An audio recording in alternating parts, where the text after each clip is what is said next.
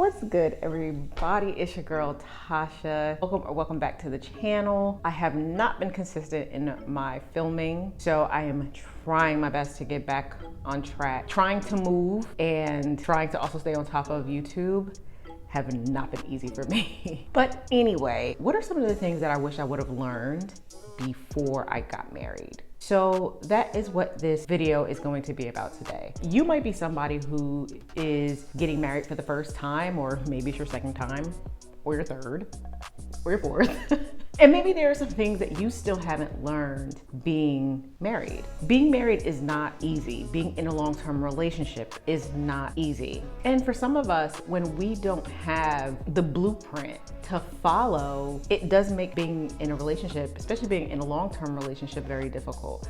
For some of us, you know, our moms or our dads were probably married like 5-6 times. Like you haven't seen them actually be able to maintain a marriage or maintain a relationship. And so you may not be able to maintain a relationship because you don't know how to. But sometimes I think we put too much emphasis on being a wife and being a husband. It's one of those things where it's kind of like we feel like we have to change who we are, or we feel like we have to all of a sudden be this different person because now we are married. These are 5 things that I wish that I would have known before I decided to get married. 1, love do not last forever. And what I'm talking about is that butterfly feeling, or that feeling of floating on air. Like when we first get with somebody, like when we first meet them, or you know, when we first say, hey, we're now boyfriend and girlfriend, like that butterfly feeling that you get when you really, really, really like somebody. That feeling does not last. And I think that for some of us, we watch these romantic movies, for some of us it's K-dramas, and we think that happily ever after is real. And it is, but it isn't. Real love is just not like fairy tales, and it's not like the movies. Real love takes work, and real love takes commitment. That feeling of what we call love, it comes and it goes. And a lot of times when it comes, for some people, it comes fast. And we then confuse lust with love. For those people where the love just rushes in, it rushes out just as quick. And then you end up saying like, oh, well, I don't feel the same about this person, so we're gonna break up, or we're not gonna be together anymore because the love isn't there. Well, when you're married, it takes a little bit more than love. Or if you wanna get married to someone, it takes a lot more than just love. It takes a commitment. Because when that love, that feeling of love is gone, what is the foundation of your relationship? What is the basis of your relationship? And it has to be more than just love. Because what are you gonna do when you guys have your first argument or your first disagreement? What happens then? You're gonna walk out the door because you and your spouse don't agree with each other? That feeling of love does come back though. I wish I could say you'll have like a flash of green light or a flash of red light or whatever, and then that's how you know that the love that you have for your spouse has come back. But I've noticed being married to my husband and being with my husband for so many years, and he can probably attest to this as well. It's like one day you're really, really in love with that person. The next day, I don't know, it's like you become content in the relationship, and then the love goes away, and then you might be feeling like this person's now getting on my nerves, you know? And then, I don't know, one day you just look at that person and you're just like, man, I really love you. I couldn't see myself with anyone else. And I wish I could say like, oh, it's gonna come back after this many years, or it's gonna come back on this particular day, but it's just like a day you wake up and you realize that this person like got your back no matter what. And I think for me, that is what made me fall back in love with my husband when I fell out of love with him. It was no matter what, through good and bad, like this person is really my ride or die. There's nothing that we wouldn't do for each other. And I feel like even if the marriage didn't work and if we've broken up, I feel like we would still be there for one another. Of course, probably not in that way, because I mean, by that point, maybe we'll be with other people. I don't know. That's why I say you should marry your friend. And I know there are some people out there that should be like, oh, I hate that saying, or they may feel a little cringy when you're just like, oh, marry your best friend. But seriously, I think that there is some truth to that, because my husband is my best friend and I feel like I can talk to him about anything and everything. And I just hope and I pray that everybody finds a relationship like that, someone that they can be themselves with wholeheartedly and like not be judged by who they really are. And one thing I do want to say is we all have a past. And if you keep looking at the past in your relationship, you will never ever be able to move forward. Stop looking in the past. If you're going to forgive somebody, forgive them and move on. 2, know who you are and what you want. I think I said in my how to be 100 in your relationship video, you are not 50% of a person. You are 100% in a whole person. When you come into a relationship, you are yourself. You come as yourself. You don't come as 50% of a person. You don't come as half of a team. You come as your individual self. You should always think, how can I add value to this person's life? Even if it's just your partner's life, you still want to be one person to be able to add value to their life and to the relationship. You never want to be one of those people to take. You got to give a little. You have to give a little. Well, you should give a lot, but you need to give something to your partner. So what do you add? What do you bring to the relationship?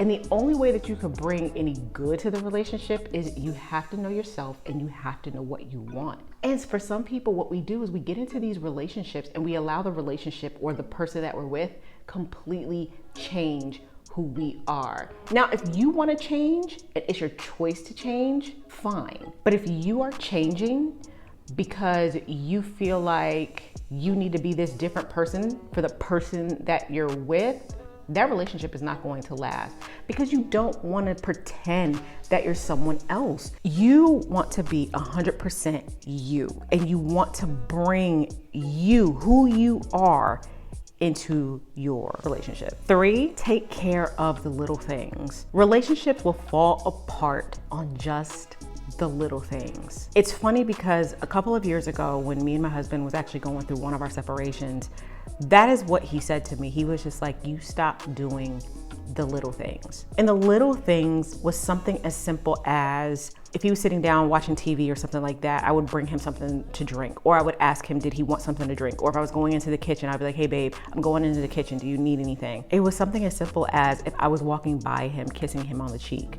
Or, well, I can't just kiss my husband on the cheek, so I have to bring him down. He's 6'2", I'm 5 feet. So it's just the little things that you do, the little kiss on the nose, the little kiss on the cheeks, the stuff that you did in the beginning of the relationship, the stuff that you did while you guys were dating. What was those things? It could have been bringing her flowers once a week. It could have been just bringing her favorite chocolate or his favorite beer. When we've been with each other for a long time, we forget to do those things and we become content in the relationship. And the things that we did to get our partner, those are also the things that we end up losing our partner for, because we stopped doing those things. When we're dating, we always think, oh my God, what can I do to make this person happy? And I have a thing about that too, because you can't make someone happy who's not already happy. But anyway, in the beginning of the relationship, that's what you're thinking. You're like, how can I make this person happy? You find out maybe their favorite flower is a tulip. So what do? You go out and you buy them a tulip. Maybe it's just one, and you just surprise them with it. And then you notice, like, you see how they light up. So you might do that once a week. Hell, you might do it every single day. Little dates. Maybe it's not always going to the movies and spending money. Maybe it's having a picnic in your garage, or maybe it's having a picnic in the backyard. One thing I will say is this, and a lot of times we look for these big gestures, like especially when we're going through issues in a relationship, like for whatever reason, we look for these big gestures that we want our partner to make. And a lot of times it's not the big gestures that make a difference. It's the little things. The little things are the things that stick with us. 4, space is good. You don't need to do everything with your partner. You don't need to be around your partner 24/7. You don't need, if they're going to a baseball game with your friends, you do not need to tag along. Have your own thing. When we live with someone, we are with them day and night. Like, even though if you work You might spend, of course, most of your day at work, and then you come home to your partner. You see them when you wake up. You see them when you go to bed. You're probably talking to them throughout the day. After a while, you're gonna say, I need space. You're gonna feel like you need space because you're going to almost feel, I don't wanna say trapped. I don't even wanna say smothered, but you're just going to feel like I need space. Like you need to just breathe. Hang out with friends. Go to a book club. Create a book club yourself. Having your own alone time, having your own space, having your own hobbies, it resets you and it brings you peace. I love my alone time. There are times where, me and my husband will come together. I'll watch him play a video game. We'll watch a movie together. We'll sometimes watch a TV show together. And then there's times where I'll retreat to, if he's in the living room, I'll go to the bedroom. I just separate myself and I'll just go into my own little space and I'll have my own time. When I hang out with my friends, there are times when he's not there. It's just sometimes we need girl time. You don't need to do everything together. In the beginning, yeah, it's cute. You guys are going to basketball games together, or, you might be always going to the movies together or something like that, but you need alone time, you need space. 5, marriage is not the end all be all. For some people, I'm not gonna say for everybody, a lot of people, like when they get into relationships, their goal is to get married. And that's okay if that's your goal. But then it's kind of like, okay, but once you get married, then what do you do? And I think that's when a lot of people end up running into trouble because their final step is marriage, and that's it. We work so hard to get to that point, maybe doing things that we're not used to doing, maybe doing extra things, to try to get this person to say yes. And I'm not just talking about guys here because mainly guys, yes, are the ones that propose, but there are females that propose too. So I'm not just talking about guys here. But when you get married to someone and you end up living with that person and you sit like, we're going to do this for the long haul and we're going to do this for years, that's where the real work comes in.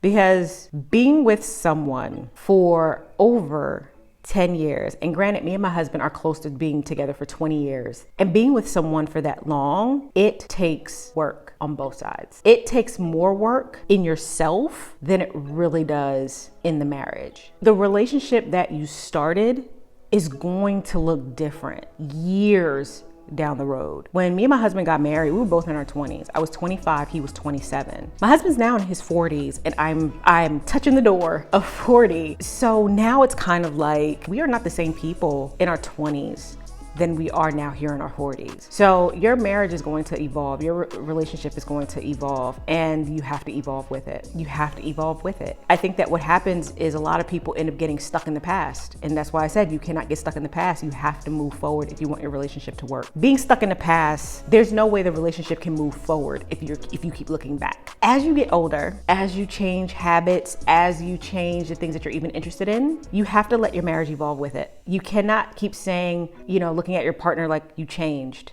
Get to know the new person that you are now with. If it's something like you guys don't spend enough time together, or if it's something like, maybe you're not having sex as much as you used to, bring that stuff up. It's hard to talk about, yes, but bring that stuff up in your relationship and talk about it. Because sometimes it just might not be that your partner is really just paying attention to what they're doing. Because a lot of times, when we work and when we have jobs, our focus can end up being on the job. Our focus can end up being on the kids. And we have to take the focus off those things and put the focus on the relationship if you really want your relationship to work. For those of you that are married out there, what are some things that you wish that you would have learned before you got married? Is it something that you're actually still learning today in your marriage? Also, I want to know, how long have you guys been married? Thank you guys so much for watching this video. I really hope that this video brought you guys value. And remember, love yourself, adore yourself, always be yourself. Thank you. And I hope I get to see you guys in my next video.